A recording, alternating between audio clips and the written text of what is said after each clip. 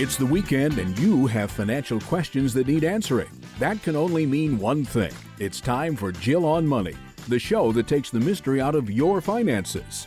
Here's your host, Jill Schlesinger.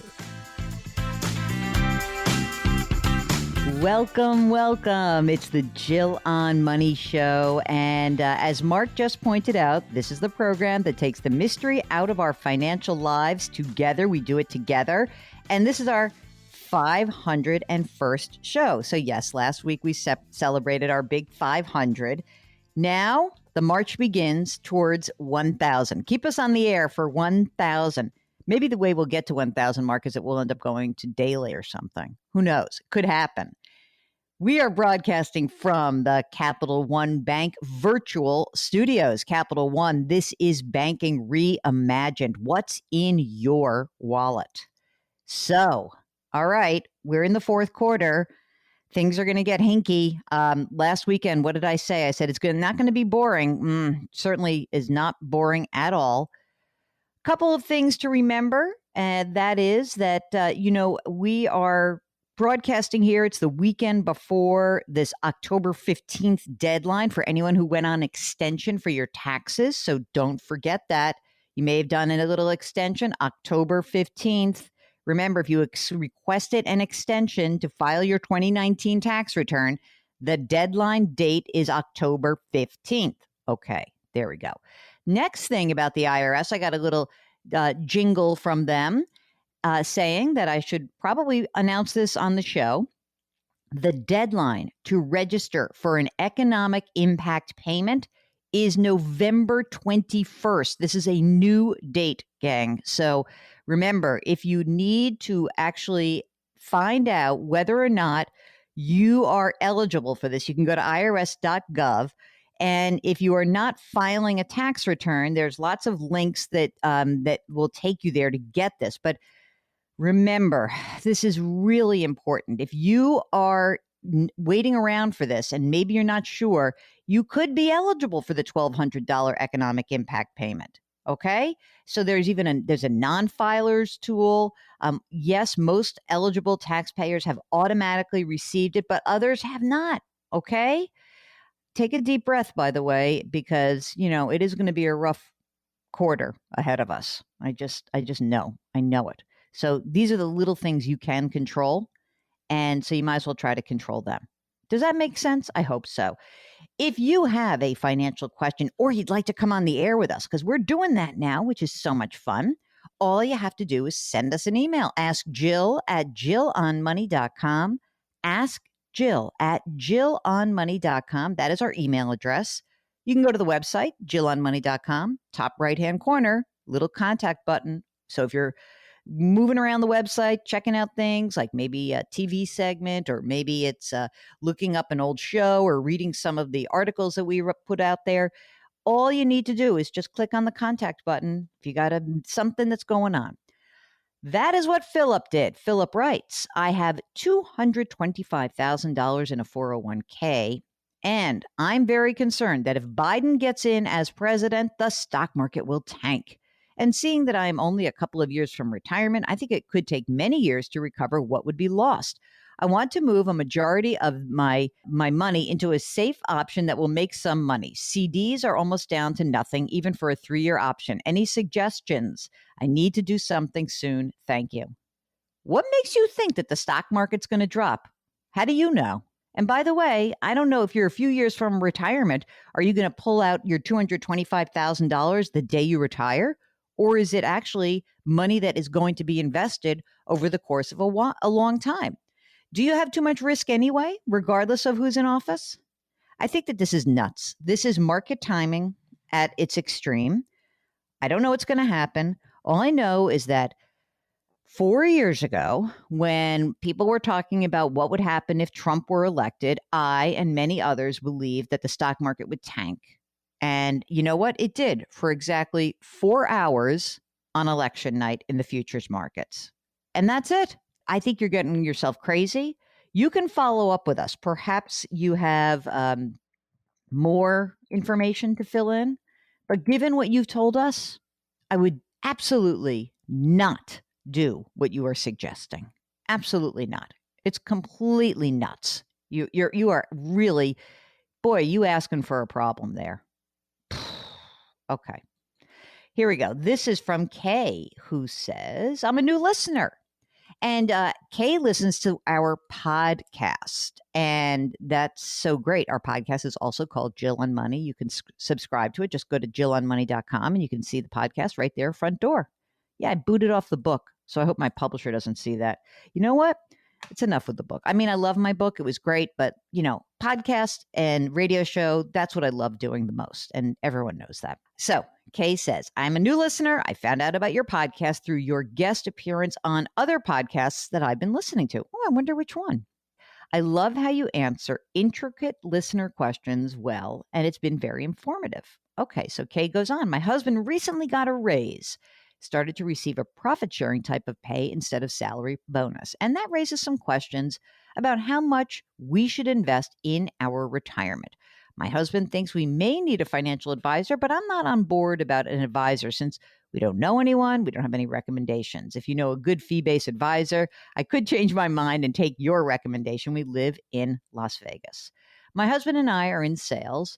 It makes it hard to calculate adjusted gross income. We're currently in the 22% tax bracket, but with this 20 to 30% raise in my husband's income, it will bring us to the border of the 24% tax bracket. My first question is, should I try to put as much money as possible to a pre-retirement account to lower my AGI to remain in the 22% bracket? I think it's possible if we reverse Roth IRA contribution we made for 2020 into traditional IRAs and max out 401ks, but not 100% sure. Is it worth it to try to stay in the current tax bracket? No, I don't think so. I like the Roth. I think you're probably still in good shape with a Roth, so I wouldn't undo it. All right. And let's see how the year turns out, because maybe next year we would make a different decision. Going on, both of our companies offer a 401k plan with a small employer match. I also have a Roth IRA account, which I completely forgot to contribute ever since I started to contribute to my company's 401k. My husband made his Roth contribution for 2019. We just started for 2020. Here's what they have. 94 grand in pre-tax 401k, 37 in a Roth IRA, 20 grand in other investments, 25 grand in emergency savings, 5 grand in savings. We've got no debt other than the mortgage, recently refinanced to 2.875% for 10 years. Oh my God. Current balance, 150 grand, house is worth 350. I share equity in this house with my sister. My share is about 20%. We are initially trying to pay off our mortgage as soon as possible and purchase a smaller home as a primary residence and rent this property. Shared equity makes it a little bit hard to calculate the cost if only one of us stays here. But I'm starting to think it might be more important to put money into our retirement instead of paying off the mortgage so quickly since our mortgage interest is low. Absolutely true. So do not pay off that mortgage, okay? Oh no, Mark, we're running to the end of the segment. So here's what I'm going to do. When we come back, we'll do more of Kay's questions. Wow, there's like 5,000 of them. So we're going to finish this question when we get to the other side of these spots.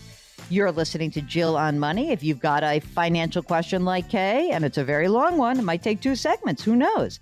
Jill on Money. We'll be right back.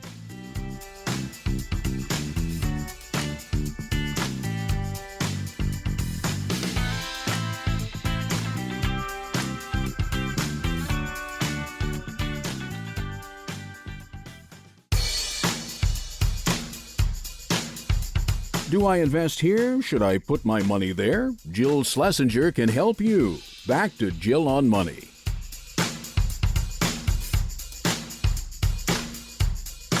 You're back. It's Jill on Money, and we are here to answer your financial, economic, education, tax, estate, retirement questions. We'll also tell you what we're binging these days. Mark, what are you binging these days? I haven't talked to you about that in a while. Oh, Mark is just started Succession. Oh boy, are you in for a treat. I love that show. Fantastic.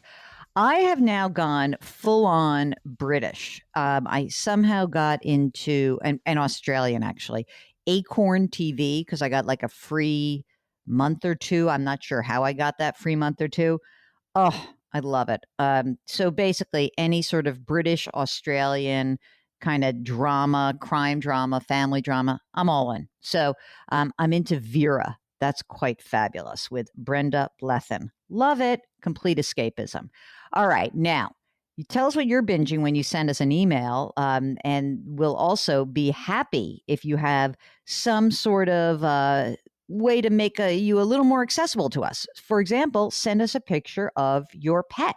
We have a furry fan club on the website at jillonmoney.com. So love to actually get to know you a little better. Now, financial questions? Well, that's easy. Ask Jill at jillonmoney.com. We were in the middle of talking to Kay, who was wondering whether she should put more money into a pre-tax account to actually stay in the 22% tax bracket rather than the 25%. Nah, I don't think so. She also wanted to know about paying down a mortgage. No, definitely. She's got a 2.875% mortgage, so no. And I don't think that's worth it, okay? So next question's from Kay. By the way, Kay and her husband are in their late 30s, and they say they want to semi-retire early between 10 and 15 years. No, that's ridiculous. I don't know why people are doing this, Mark. It's like why would you put that on yourself? You're not going to be able to do it, first of all. So I don't even know what semi-retire is. So let's just move forward. On top of the Roth contribution, should we focus on maxing out our 401k contribution if we can? Yes, you should do both. You should max out if you can. Again, it has to do with whether you guys can actually do it depending on your income. Because as you said, because you're in sales, some years it might be bigger numbers than others. But the phase out limit for the Roth IRA starts at $196,000 this year, goes up to $206,000. So if you make more than 206, you're not going to be able to use a Roth IRA. All right. So then she's got some allocation, not a lot of investment options. I wouldn't worry about that. Her 401k and his 401k, they both have Vanguard dividend growth. That's good. Then they have Vanguard target retirement accounts. You know what, people, either you use the target date fund for all of your money or you use other funds. I wouldn't do both. So what you should do is for your and your husband's 401k allocation, thankfully, Kay sent me all of these. Here's what I would do. You pick the funds that are really easy and index and cheap, right? So easy and cheap are your big ones. So you've got your Vanguard dividend growth, which is easy and cheap. But then I would also probably use, you have a Vanguard real estate fund. Maybe I'd put a few percent in there. I would pick an international fund. I don't know what Fred Alger funds. I wouldn't do that. Forget it. I would use the DFA. Here's what I would do. I would use the DFA small cap fund. That's a good fund. And I would use an international fund, whichever one's the cheapest.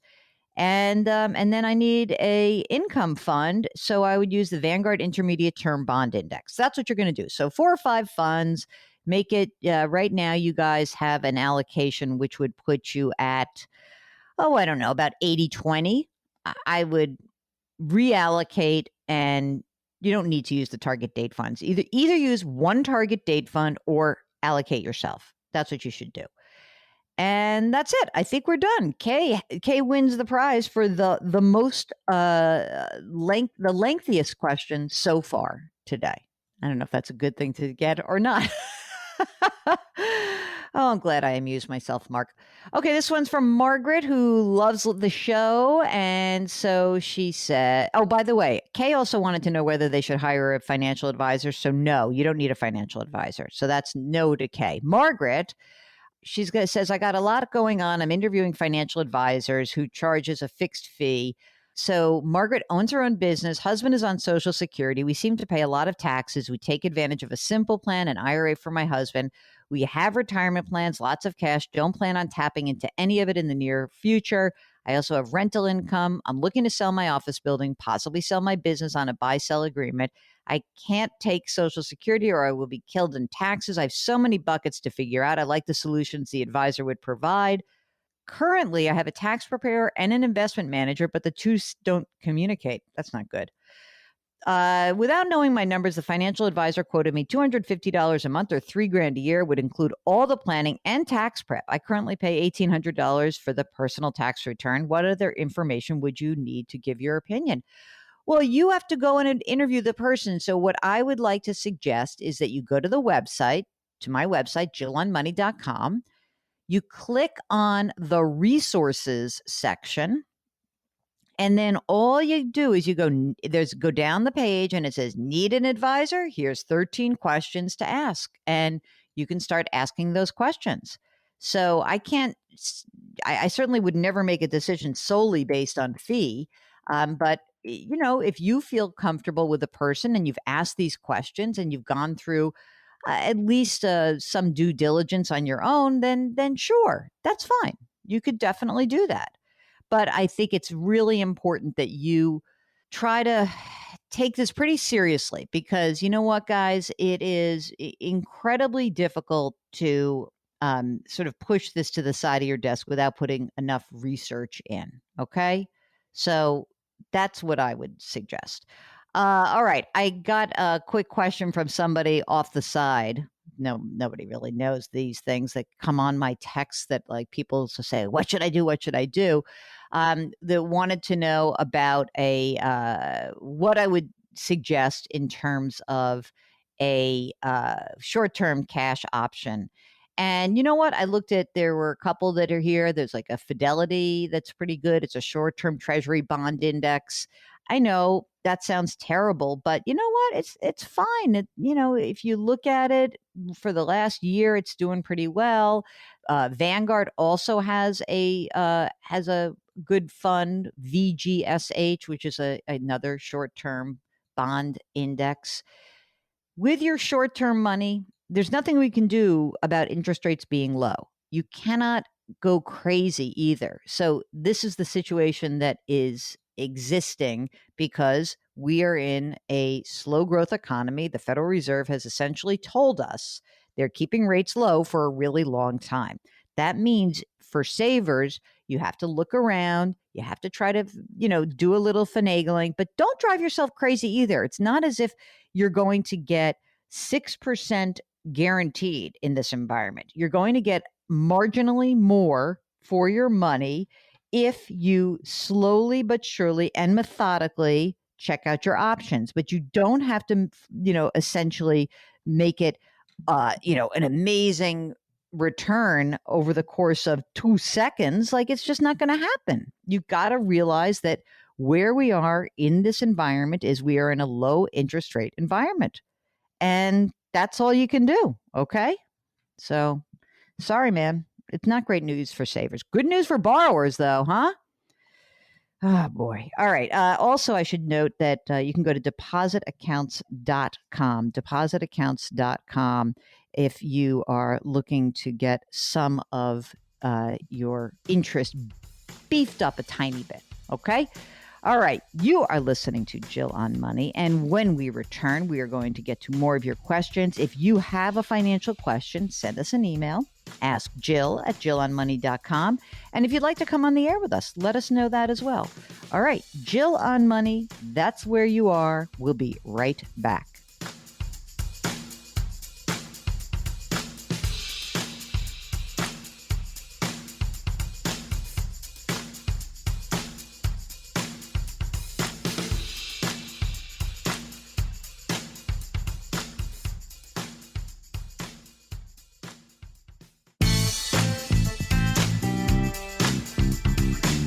Back to Jill on Money, where Jill Schlesinger helps you take the mystery out of your finances. You're back. It's Jill on Money, and this is the show that attempts to walk you through the very strange financial and economic circumstances under which we're all living. Some of it is actually pretty simple, I have to say, because when you think about it, most of the stuff that we talk about, it is common sense. But if you've got a question, we'd love to help you out. Ask Jill at jillonmoney.com. We may even get you on the air. That's what we did with Sean from Washington, D.C. Sean, what can we do for you? So I'm in a high cost of living area, And I feel like I'm in a good financial position, but I'm not sold on the idea that buying a home, especially where I'm living, and I live in Washington, D.C., where prices are kind of sky high, and like the pandemic has made everything even tougher to buy. I'm not totally convinced that buying is the best solution, as opposed to continuing to rent and the money that I would save by not having a mortgage and HOA fees and all that stuff, investing that in the stock market and also in my retirement funds and letting that money grow a little bit. So should I tell you a little bit about my situation? Yeah, give me the deets. So here's my situation. I make about $125,000 a year. I have no debt at all. I have about $110,000 in a Roth IRA. I have about $40,000 in a 401k. My company doesn't match, but it's because we have a pension program that is safe, robust, and and I'm already invested in that. I've got about $50,000 in Betterment stocks, which is like about 75% stocks and 25% bonds. And I max out my Roth, I max out my 401k, and I keep about 6 months of emergency funds ready to go. And every dollar beyond that goes into one of these three funds. I've been looking more and more at buying the last couple of years, but as you know, big cities, if I'm buying in DC, in the heart of the city, and I don't have a car, 600 square feet is going to be about $400,000. That's a large chunk of change. And I've been renting, and even with interest rates low, I keep noticing, because supply is so scant right now, prices seem to have risen up to the point where I don't feel like there's as much benefit, even though mortgage rates are so low. And I guess that's kind of brings me to my big question here. Like there's a lot of incredibly good rental deals right now. And I know there are a lot of long-term pitfalls. I understand with renting, the rent could go up significantly. Something could happen with the landlord, but I just keep looking at the numbers and if I take the money that I would be saving by not having a mortgage and not having HOA fees and not having all that other stuff and putting it in the market, am I better off? Or is it really what we've been told since we were kids that, you get a good job, you buy a house, and then you kind of go and you wait for it to gain money, and that's a good investment? Well, first of all, I always hate those rules of thumb, like, oh, you have to buy a house, because I think that's, how shall we say, baloney. And, obviously, I'm used to having this exact question from people who live in D.C. or live in Boston or live in New York or in the Bay Area. So let me ask you, what are you paying in rent right now? So I pay about $1,800 in rent, and my rent includes the majority of my utilities. That's awesome. Yeah, it's an amazing deal, and I'm right in the heart of the city, and I'm close enough that in a normal time where I could walk to my office. Obviously, my office right now is my bedroom, but in normal times I could walk to work. And we will get through this, I promise. Are you living in a studio, or in other words, when you said $400,000 for a 600 square foot studio, is that what you're living in right now as a rental? It's about that. I think my square footage is about 550. It's a one bedroom, but the space would be considered for most places as a studio. Do you feel like DC is a place that you'd want to hang your hat? In other words, I'm just wondering, is this a place where you really do feel like, hey, I could live here for a long time? I think for long enough. I don't know if it's going to be where I'm going to retire, but I will be here for a number of years. But I don't know if this is the play. I think whenever I get closer to retirement, I probably will be looking to move to a place where I have a lower cost of living. Okay, I think that probably if you could continue to be a renter, there's a great deal of flexibility. I am always cautious about wading into a market when things are frothy. Now, that said, usually if you took a rent and you sort of said, okay, what's the annual rent? Let me do 20 times that. That would be considered kind of like fair value-ish. Once it gets beyond 20 times, it's overvalued. I mean, so $400,000 doesn't surprise me if you could rent out that unit you'd be looking at for $1,800 a month. Here's what that doesn't count. That doesn't count the flexibility and the ability for you to move around. And maybe as you get older and maybe you decide, hey, you know what? I don't want to live in a studio.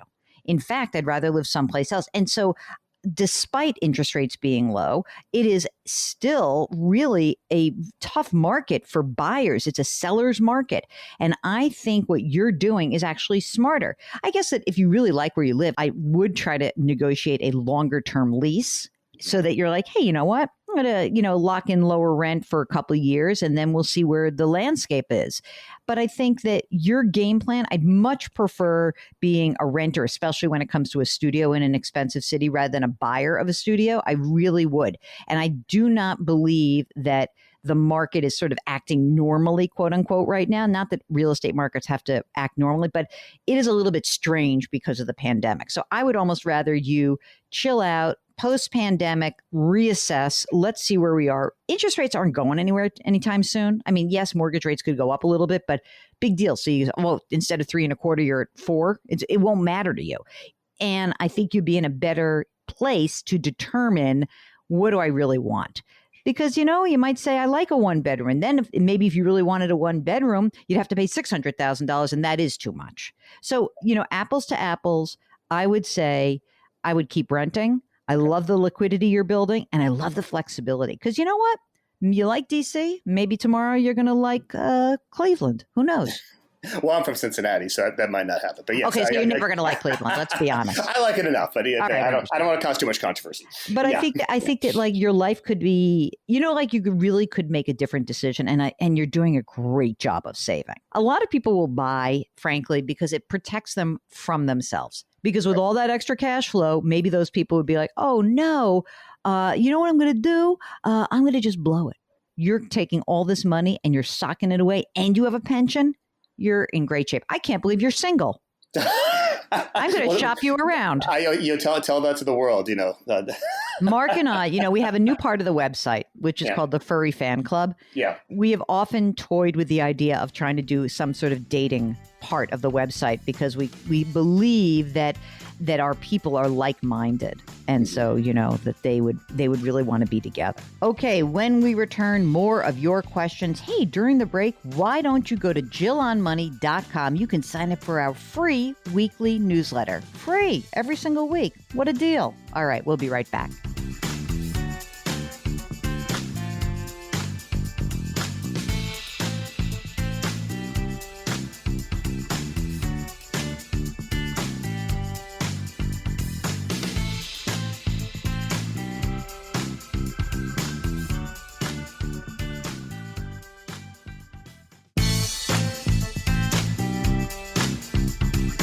.401ks, IRAs, refinancing, she covers it all. Back to Jill on Money with Jill Schlesinger.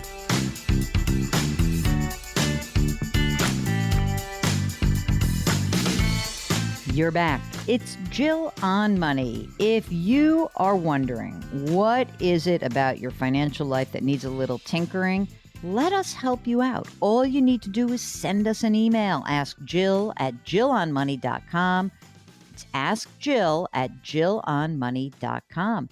That's what Brian did. Brian says that he and his fiance have a question. He says, my fiance is 40 years old. I'm 39.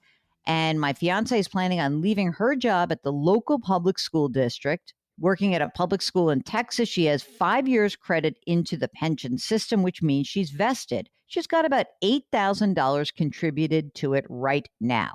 At the moment, she does not plan on returning to work at a public school in Texas, but it is entirely possible she'll end up back there in a different capacity eventually.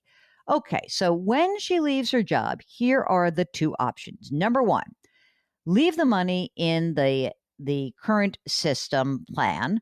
It earns about 2% a year. It's unclear what the interest accrual means in this context, though, so whatever.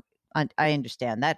Or two, roll the $8,000 into an IRA at Betterment, where its growth will follow the broad market. Then, of course, she forfeits the existing pension benefits in the future. Okay. This is a long story. So at the end of the day, Brian says that my gut and knowledge has me leaning towards her rolling it into an IRA. Perhaps because her income will be lower, she could convert the money into a Roth, and then it will have tax-free growth. She already maxes out her Roth every year. So then he gives me this nice link and gives me the salaries and all of that and their debts. And so they're doing well. They're, sort of starting out. Here's my advice. I think that in this situation, because there's not a lot of money, I would roll the money over. I love the idea of her converting the IRA rollover money from the Texas retirement system into a Roth. her salary, which is very low, like her take-home salary is a gross of $22,000. So, I mean, there's no better time to convert. She's essentially going to be in the 10% tax bracket, maybe 12, but yes, I would do that immediately. She already has some money in a Roth, which is good, and she's got some money outside of the Roth to pay the tax that would be due. So all of this is good.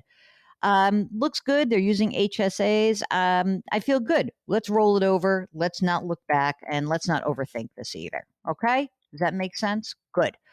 All right, here we go. This is from Daniel, who wants to know about my opinion about buying versus leasing a car. Here we go. We are trading our current car for a Subaru Ascent as a family car, and we've got a 2015 Subaru Outback net payoff offer from the dealer, $12,000. With the trade-in, no further down payment. Monthly payment to own would be about $520. Wow, that's a big number, isn't it? With using the trade-in to apply towards at least signing the monthly lease would be $500 for 36 months.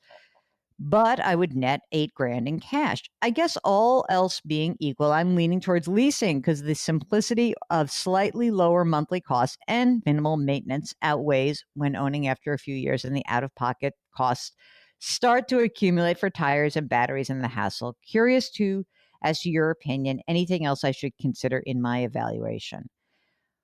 You know what? I think that there's a different question here. So the financial aspect of this is it would be better if you bought the car with, essentially just owning it outright. But you can't. You've got a loan, and you don't give me the loan percentage and the loan term. So I don't know how to guide you on that. But I'm hopeful that it's a low interest rate. If it's a low interest rate, and so without those numbers, I can't really help you. But if you're telling me that you just like owning a brand spanking new car every few years, then I understand that many people do like the lease. I'm really old school. I like buying a car for cash that is gently driven, in other words, used. And but I drive my cars to death. So I have a 2014 car that is just clicking away and has 78,000 miles, and that's what I'm going to drive till it just dies, I guess, or it starts costing me real money. But yes, there is a certain hassle of that, but usually the cost of the maintenance is less than whatever you would end up with in a new lease. So, but follow up with us and let me know what is the actual loan term and what is the interest rate. I think that would help us guide you. Mark, do you have an opinion? How do you like your car, Mark? All right. Mark does not want to lease, and he doesn't want you to lease.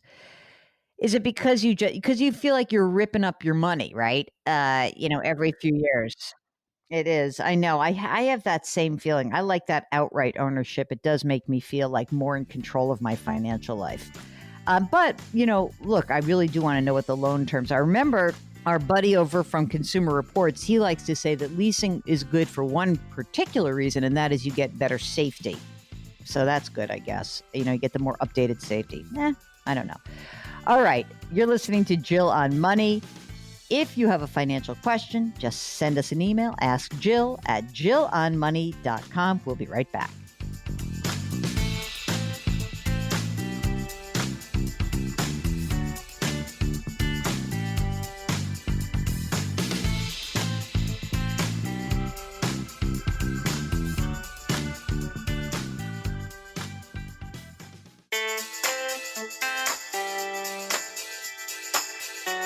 You're back. It's Jill on Money, and we are broadcasting from the Capital One Bank virtual studios. Capital One, this is banking reimagined. What's in your wallet? I don't know if you guys all heard that, but my girl Trixie, my dog, seems to have an opinion about what's going on in the universe. She's a little unsettled. Maybe you too are unsettled. Maybe you're worried about your financial life. Maybe you've got a specific question that's been burning up all this time, and now you have a place to send it. Ask Jill at JillOnMoney.com. Ask Jill at JillOnMoney.com. James writes, I love your great content. I appreciate your positive and productive outlook. My wife and I just got the opportunity to rent her grandparents' old house at cost from my wife's parents. That's great. So they're only going to pay for utilities and property taxes. It'll save them about $750 more a month. We're living in a one-bedroom apartment before. We're grateful to have this opportunity because my wife has been furloughed since April and isn't sure when she'll return to her job. We were saving up for a house and planning to buy during the summer of 2021. We've got about $100,000 saved so far. We're in Boston. And now that we're going to be renting a family house, I'm wondering what we should do about our down payment savings. We are no longer sure when we might buy a house. Thank you. Oh, boy. Do you think you would buy this house, or do you think that, James, this is a tough one. If you're really sure that you do not need this money for at least 5 years, you could potentially invest it. And maybe what you might do is say, have like a real sober conversation. I wouldn't necessarily invest it until I live in the house for a couple of months and make sure you like it. And then perhaps what you would do is say, let's dollar cost average. Let's put together a game plan where we'd get the money invested maybe over the next 6 months or so. We'd put a little bit of money every single month, same time of the month, set it up automatically, do it at a place that like a Vanguard or a Fidelity or a T. Rowe Price or a Charles Schwab or a TD Ameritrade, make it cheap, make it efficient. Don't make it as risky as something else that's out there, maybe in your retirement account, but get it going. Conversely, if you really do think you might buy a house, then I would be careful not to get that money invested anytime soon.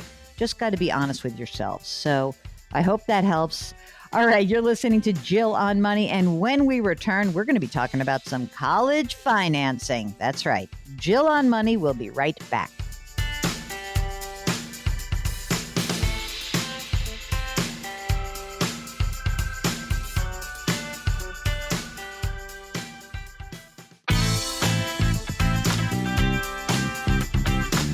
It's the weekend, and that can only mean one thing. You're listening to Jill on Money, the show that takes the mystery out of your finances. Here's your host, Jill Schlesinger. You're back. It's Jill on Money. Welcome to the second hour of the program. We are broadcasting from the Policy Genius virtual studios. Policy Genius is the easy way to compare and buy insurance. Just go to policygenius.com. All right, now let us shift gears because October 1st means that has passed, and that means that the window of opportunity to complete your FAFSA forms has opened. And as a result, there are families going into complete meltdown tizzies as they think about what they need to do. So to help you out, we have found an interview that we conducted a while back, but all this information holds. It is with friend of the show, Kelly Peeler. She is the founder and CEO of Money Mentor. Money-Mentor is the website. And this is part of the CommonBond corporate umbrella. Kelly's had this company and then sold it to CommonBond and stayed on. So it is amazing what they do at money-mentor.com, which is essentially they have a free text message service that provides students with the help they need to navigate the financial aid and student loan process. So what better way to kick off financial aid season than to bring on our guest, Kelly Peeler, here at the Jill on Money Show. Here's our first segment. Money mentors are trained college students, so they themselves have had loans. They've probably done work study, and they were looking for a way to both help other students get trained. So they're probably interested in going to financial services and make some money on the side. And so we train money mentors. We put them through a whole training program. And what they do is they talk and coach students anywhere from 17 years old to kind of freshman, sophomore in college through the whole process. So anything from finding scholarships, filling out the FAFSA, negotiating their college tuition, understanding their financial aid packages, picking the cheapest meal plan, and really kind of in a way that's relatable to an 18-year-old kid. Our whole platform is over text message, so you can get help at 11 p.m. on a Sunday from someone who's kind of like you and who's been there before.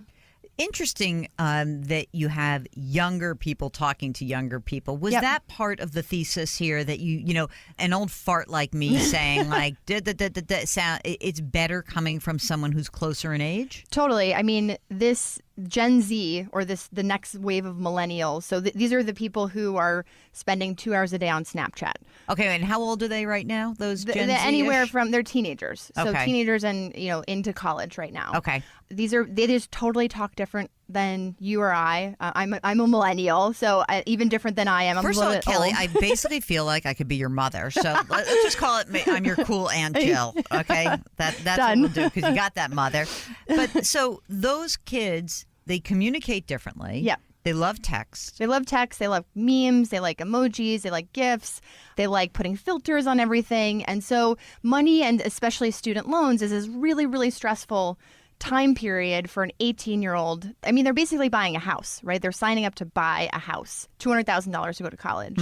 And they're doing it with not a ton of guidance. They're doing it where their source of truth is potentially their parents who the cost of college was totally different for parents. So they're not really totally knowledgeable of how this goes. Maybe their college counselor who is trying to help 500 other kids, or trying to Google and read crappy blogs. Right. And so what we found, kind of our key insight is that stressful money topics have to be discussed or made more transparent by someone who you trust. And that happens to be for our user, which are, an 18, 19-year-old kid, someone who's already been there, someone who's gone through the process and who has been trained, who can also talk to you in a relatable way. And using a money mentor was a free service, right? Yep. Just explain this before we get into like what your next phase has been, because that was free. How can you provide such a service for free, or how were you able to? The short answer is that our broader vision was to really think about how do we redesign the whole process of student loans. So whether that was making our own loans at some time, maybe that was introducing a subscription service, but we found a partner in CommonBond that we really aligned with our broader mission and vision, who acquired us, which was really exciting for our team so that we could continue to offer the service for free and not be pressured to do anything that would be against the actual interest of our end user. And is it moneymentor.com or? Yep, it's money-mentor.com. Money-mentor.com. Yep. Okay, and so how have people stumbled upon you? Do you go and talk to guidance counselors, or how do you get the word out besides us? Yeah, we do. Yes, we go into high schools and do workshops for free. If you're a parent or a student at 1,000-person high school, we will come in and help your college counselor. We'll host FAFSA nights. We'll host how to negotiate your tuition nights, and then we'll sign people up for money mentors if they want additional help. So a few weeks ago, I did a segment about college and student loans, and we found this woman who had graduated undergrad with pretty reasonable debt, maybe say $10,000. Okay. Yeah. But it was she was very interested in art history. She really wanted to be like a museum curator. Yeah. She then went to grad school. Okay. It all went down. Sorry, I should know that reaction. Yeah, I know. It's like it all went downhill from there. Anyway, she ends up with a wonderful master's from a nice school and about, let's say, $60,000 in debt. When she got out of that program, she could get a job that actually paid $11 an hour. Wow. Okay, so Which I'm also not surprised. I by know, that. right? It's so hard. Yeah. So now she gets out of school. She takes her $11 job. She's living in New York, trying to, like, great arts community. Right. Yeah. It was bad. Yeah. So anyway, long story short is that flash forward, she ends up with paying $20-something thousand down on this debt and still has an outstanding loan balance now of $65,000 or $67,000. She went back and got a certificate in coding, moved back to North Carolina, got a great job, There you go. and tackling the debt. Good for her. Okay, so now we come out, we've done the segment.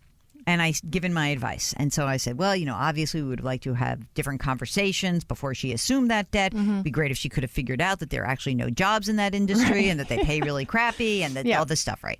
And then we were talking about broader advice, and I talked about negotiating with schools. Right. I got a very interesting email from someone who said, stop perpetuating the myth. She says, I work in college admissions. Yeah. And she said, and we don't negotiate ever. And I said, that may be. And so I wrote her back very nicely. Maybe true at your school. Yep. I know countless instances of negotiating. Yeah. Can you back me up on that? 100%. We helped students in the past year and a half negotiate over $300,000 in tuition costs. Sometimes it is. Which doesn't apply to every college, for sure. Right, of course. But like there are sometimes where you say, hey, I got this offer from this college and they're giving me a $25,000 a year free money, right? A grant. And we'll talk about that. Or a merit scholarship. Or a scholarship, right? Can you do something? Yeah. And sometimes they say no. But as you said, sometimes they say yes. Just like asking for, a raise in your salary. Sometimes your boss says no, but it's worth asking. We'll get right back to our interview with Kelly Peeler of moneymentor.com, money-mentor.com. If you've got a question about your college financing needs or anything else, just send us an email. Ask Jill at jillonmoney.com. We'll be right back.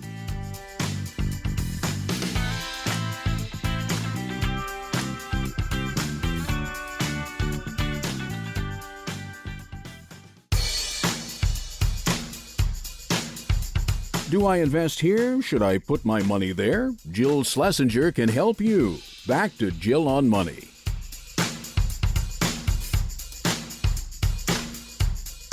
You're back.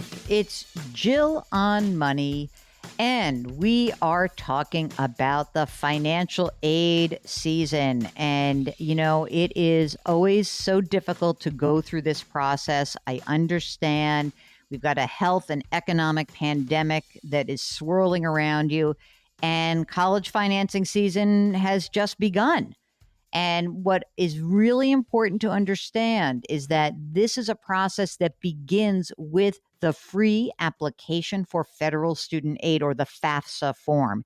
And you can learn more about this. I actually have a blog post about this, applying for college aid amid a pandemic.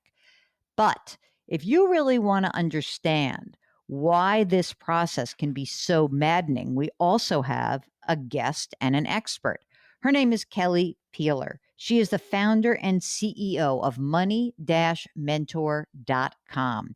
You're not crazy if you get two different financial aid letters or award letters from colleges and you really don't know how to distinguish between the two. Because according to Kelly Peeler, this is an opaque process that requires you to pay attention. Here's more of our interview with Kelly Peeler. You put in front of me 3 different letters from 3 different institutions to the same person, right? Yes. Okay. What you were showing me was how different award letters can look. All right, so let's go through this. And let's just say what an award letter is. Okay, so go. Even that is a little bit misleading. So when you get into college, yay, celebration, I got in. Then you get your financial aid package. So that's basically your bill. However, colleges deem this as your financial aid award letter, which sounds like you're getting a prize. But it's basically your bill. It's a breakdown of the cost of tuition, and then also like what you might get with scholarships, grants, and different loans, which are somehow bucketed in there and sometimes subtracted from the total cost. But it is, what we're looking at is one student's options or bills to go to 3 different colleges, and they're called financial aid award letters. All right, so I'm just going to let's just pick this one. We won't say what university it is. All right, so now we're looking at, let's call it Wasamatta U. And here at the top, tuition and fees, $38,868. Room and board, $15,000, total $54,000. And then, of course, by the way, they say indirect costs not reflected on bill, books and supplies, transportation, miscellaneous. Miscellaneous of $600. And by the way, this is such a low number, it's ridiculous. Yep. It is. There's no way that's the number. Right. Okay, so now let's go down, and now we have the total estimated cost of attendance, both direct and indirect. They say it's $56,000, and it says your financial aid package is based on this figure. Yep. Here is the financial aid award package. And there are 2 semesters. There's fall, there's spring. Which, let me just point out, this is only for 1 year. So most students go to college for 4, call it 5 years on average. They might do an extra year, right? So you're only getting a bill for 1 year. And the reason why I say that's important is because the cost of higher education has consistently gone up. Tuition prices have consistently gone up every year for the past 30 years. So it's really hard to plan ahead and make a decision if you're only seeing the cost for 1 year. Okay. So there's a lot of stuff in here, right? We have the Dean Scholarship, Yep. which I guess is a scholarship, mean that you get it, that's your money and it's not taxable, and that's that? Yes. A so plain that old scholarship. is plain old scholarship. You don't owe it back. And then you get another thing that's an award, which is also Don't have to pay it back. don't have to pay it back. Yep. Then there's a space, and it doesn't say anything else here, just a space. Subsidized Stafford loan, $1,750. Unsubsidized Stafford loan, $1,000. Federal work study, $1,000, and then federal parent plus loan. And then you look down, and if you don't read this carefully and we don't decipher all of this, we see $28,291 is what you think you're getting. Yep. So- So that's like the total line. That's the total line for this semester. And then the same for the second semester. And there's the total, which miraculously is $56,000. Okay, so Cheap, right? cheap. But what's interesting is when you look at that, when you look at this first glance, what's happening is 11, 12, 13, 14. So there's basically 15, about half of what they say is your award per semester Yep. is, in fact, a loan. Yep. And the other half is, in fact, a scholarship. Yep. All right. So now, half of this scholarship, half of this is loan. So a couple things that pop out for me. That's not clear.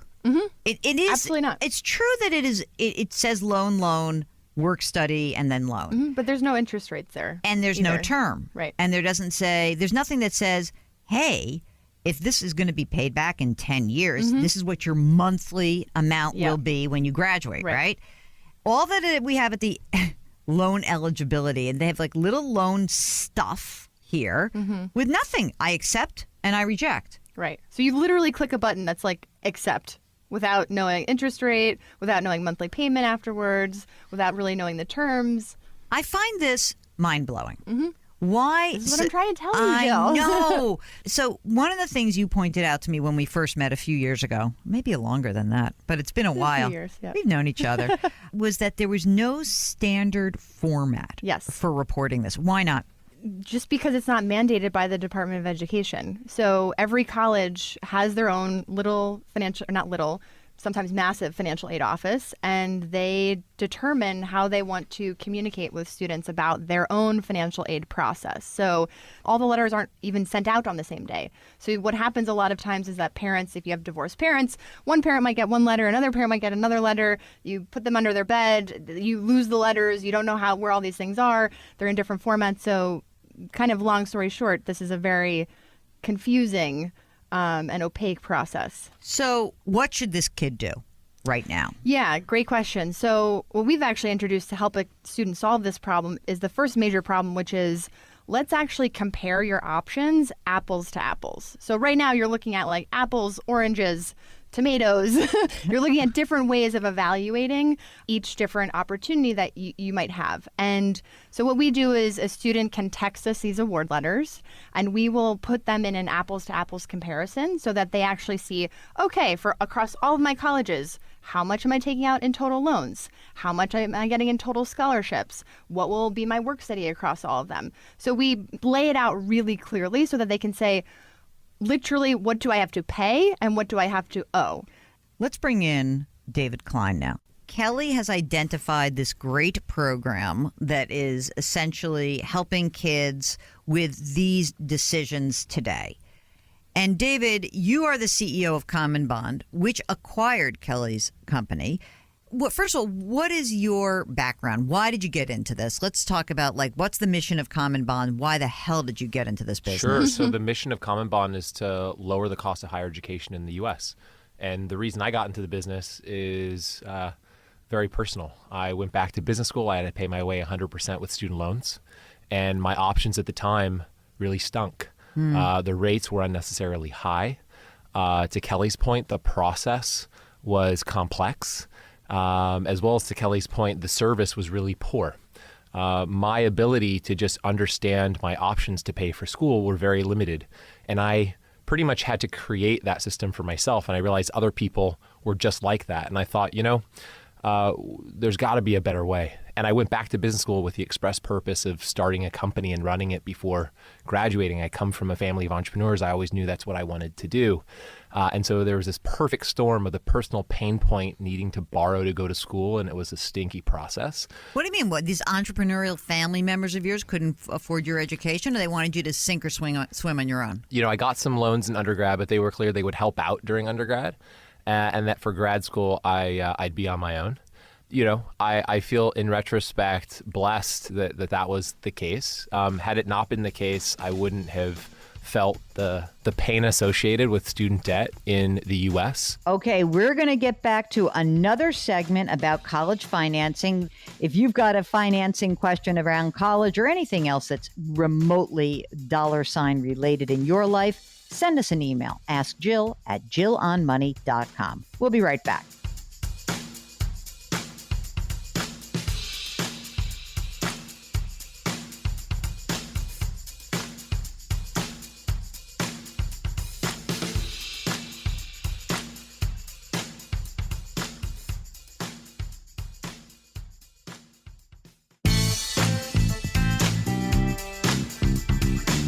Back to Jill on Money, where Jill Schlesinger helps you take the mystery out of your finances.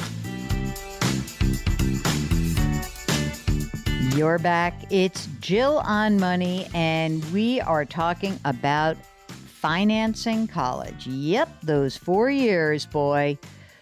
It is exhausting to think how much time and energy everybody spends on this topic. We get so many emails from you where Mark and I are just astounded by the amount of financial aid or loans that people have assumed to get their degrees. And to avoid that from the starting gate is really tough. It requires you having hard conversations as a family before you start assuming loans.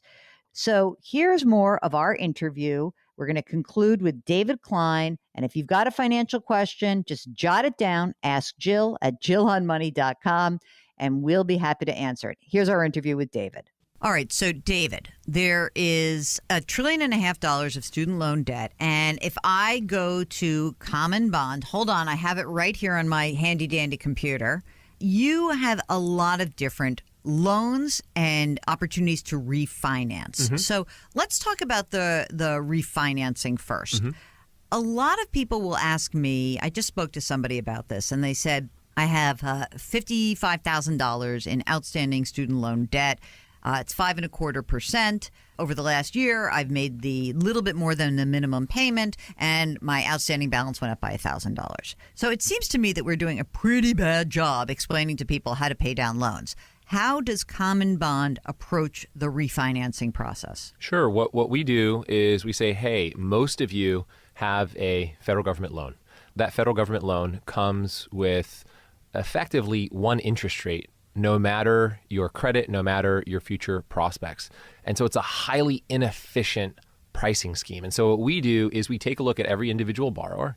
We collect all of their data, we underwrite past credit, future prospects, and then we provide a lower rate for those who are eligible. And so when we provide that lower rate, we're saving people many times hundreds of dollars every month, thousands, tens of thousands over time. David, when you look at this $1.5 trillion, in a perfect world, what would happen with the federal student loan program to make it operate more feasibly, like in a healthy way? That is probably a more complex question than you might fully appreciate. When I hear that question, I think it has to do with, one, just the structural elements of student loan program in the United States right now.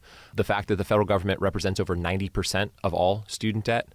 A lot of the pipes underneath the surface, a lot of the technology underneath the surface, and the servicing underneath the program is all farmed out to a bunch of vendors who don't exactly have the best history of putting a customer's interest first. To be fair to them as well, they're working within a context, an operating sphere that is highly constrained. And so that's where you get a lot of these headline issues of customers not being treated right. It's because fundamentally, structurally speaking, the system is in fact broken. And so the question then becomes, okay, well, what do you do about it? I think there are a few different constituents that really matter here. One remains the federal government. One is the private sector. Private sector in two forms. One, private sector to offer better products and services. And two, private sector employers of many people in this country who have student debt. There's something for both to do.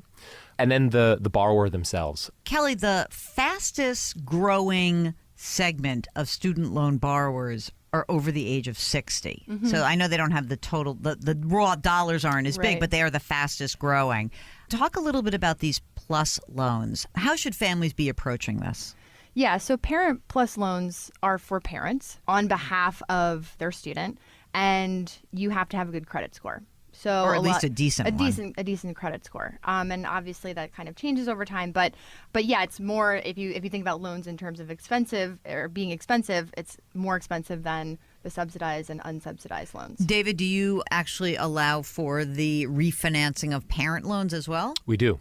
Yeah. And do you find that that's a big need? I mean, you've got a lot, I guess you have a lot of competition for that because parents have more access to the credit markets.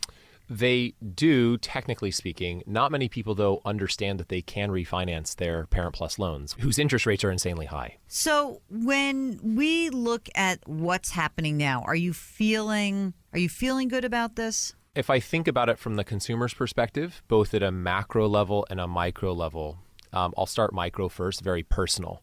We know that more people are taking on more student debt. What we also know is that that is starting to impact individuals' ability or willingness to do things like take out a mortgage and buy a house or buy a car. And so to the extent this student debt train isn't kind of taken control of in some capacity, this will likely continue to put stress on people on a micro level, as well as continue to put stress on the economy at a macro level. It goes back to your other question around what can we do about this. One of the things that I addressed in my answer had to do with the financing cost of education. But the base of everything is the actual cost of education. And if you look at tuition increases and you compare that to normal inflation, it's very different. And even when you compare it to inflation in things like healthcare, it's right up there, and in some years is actually growing faster than healthcare costs. And of course, you know that all these colleges could lower the cost of tuition immediately. Just admit more people, or like start your online division and let's move on. Like, why are we letting this whole thing get out of control? So I think part of what's happening is that you have some colleges and universities that charge a lot, and the data will say it's actually worth it. But then you have another set of colleges and universities that charge a lot, and the data says it's not worth it. Mm-hmm. And so I think everybody can agree that no one individual should be saddled with more debt than their life will allow them to pay back. And so the question is, how do you prevent that from happening? And I think there are a few interesting things that we can do. It's still in conversational stages right now. It leads to some pretty tough choices that people, including politicians, are going to have to make around, given the number of colleges and universities we have in this country, is it okay if we have less over time? Because if we go to a world where the school is held a little bit more accountable to how many people they not only graduate, but get employed, and are therefore responsible for some of the delinquencies and defaults that happen from their students when they're not getting employed, that likely leads to a world in which some colleges and universities shut down.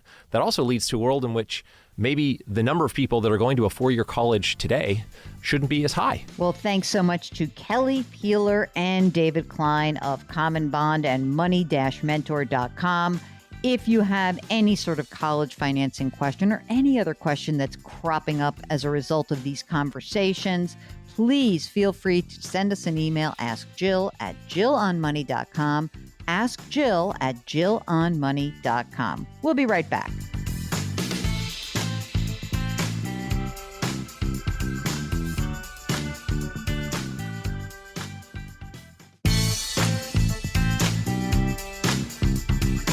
.401ks, IRAs, refinancing, she covers it all. Back to Jill on Money with Jill Schlesinger.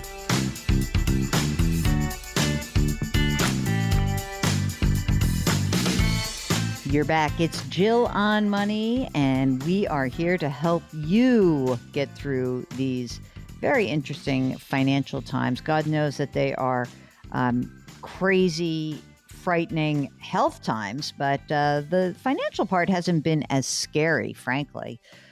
That said, there's so many things that could be going on. There's so many choices to make, and we'd love to help you out. I, Jill Schlesinger, I'm a CFP. And so is Mark. Mark is our executive producer, and he is also a certified financial planner, not a practitioner. What do we say? Certificant. That's the way to say it. So we both have the certified financial planner designation, and we'd love to help you. And all you need to do is send us an email. Ask Jill at jillonmoney.com. That is what Lolita did. Lolita asks this. Can you explain the pros and cons of annuities? Oh, boy. Here we go. Who are they good for? A lot of conflicting information. So Lolita is 48. Her husband's 49. She says, we're behind on our retirement, mostly due to my having chronic health issues. Oh, I'm sorry. We're trying to pay down debt, save at the same time so we don't lose ground. I work part-time. I cannot work full-time. I likely will not be able to work more than another 5 years. I hope I can, but not planning on it. We live in an expensive state. We're thinking about moving to a state with a lower cost of living, maybe Texas, because my elderly mother-in-law lives there, as do our friends and grown children. Oh, that sounds good.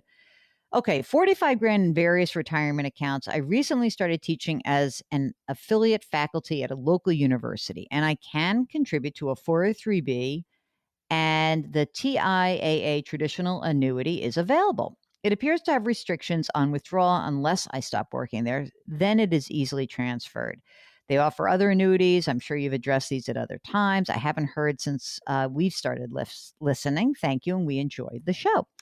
Well, Lolita, first of all, annuities are not all created equal. TIAA happens to be one of the most fantastic annuities because it has a much lower cost structure. In fact, we had the CEO of TIAA on the program over Labor Day weekend. So you may want to check out that episode, because those episodes, I should say, because we had a bunch of them on the podcast and then also on this radio show. TIAA is a great annuity option, and it's probably worth using that as your investment option because you are likely to need your money maybe sooner rather than later. So I think the traditional annuity is just fine for you. And I guess the only reason that I would not be putting money into your retirement accounts is if you give me more details about some of the debt and also about what your husband's work life looks like. And how are you guys actually going to support yourselves and some of those larger questions. I think that the answers to those questions might help guide us a little bit more.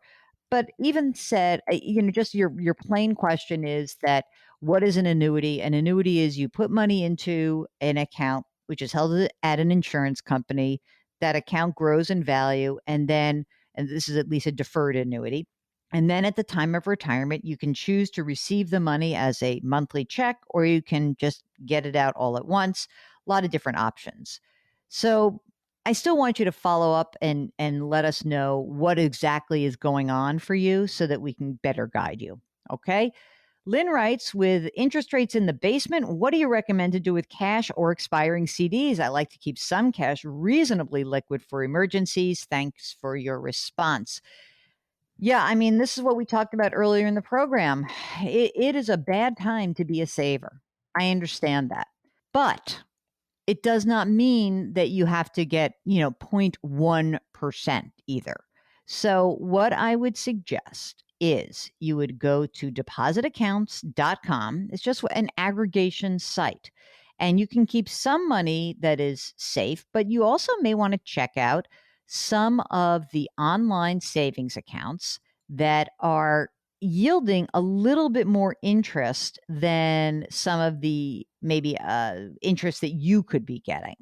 So, I think that if you were to check it out and you see, I don't know how much money you actually have, but there's plenty of choices. You really have to go through this, and then you have to see how much money you have, how long before you think you might need it.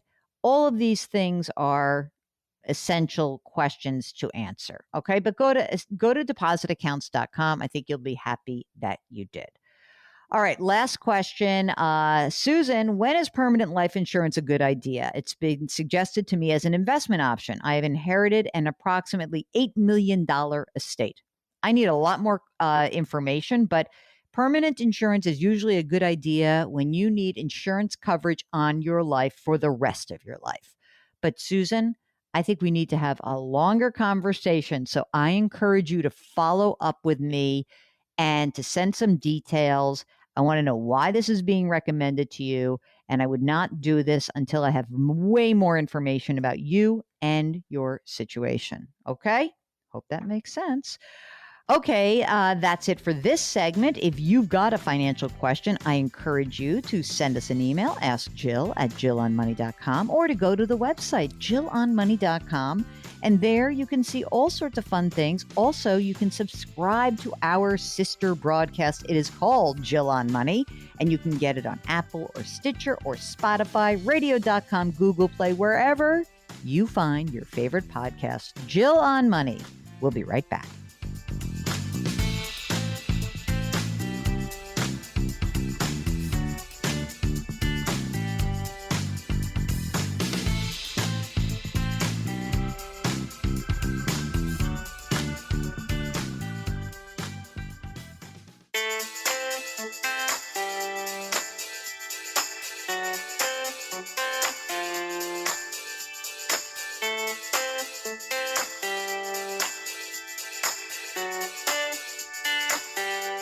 You're back. It's Jill on Money. We are broadcasting from the Policy Genius virtual studios.